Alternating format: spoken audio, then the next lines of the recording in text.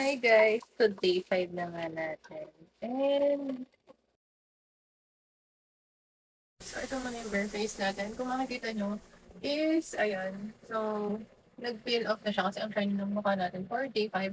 Actually, nagbabalik yung dito ko na and bago ako maghilamas after ng morning routine. And ayan, after ko maghilamas ngayon, sobrang shiny. Tapos nagkaroon ako ng pimples. So, ayun. Pahinga natin to.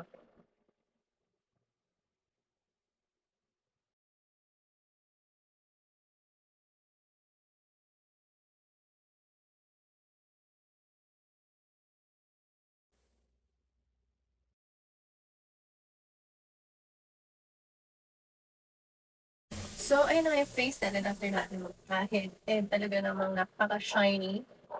And napansin ko, pagkapahid ko nung night cream, tapos bigla ako pinahiran ng moisturizer, parang medyo mahapdi siya, be. Oo. So, yun lang yung thoughts ko. Pero ngayon, okay naman siya. Medyo mahapdi lang dito sa banda. Parang medyo mahapdi ng konti. So, ayun lang.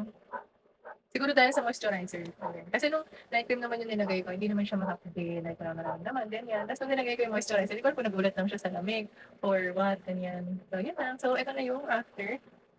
Pagka-apply ng toner, ito na yung after natin. Pagkalagay ng toner, night cream, tsaka moisturizer na original. So, day 5 natin sa night routine natin dito sa Sugar Dust Rejuvenating Set.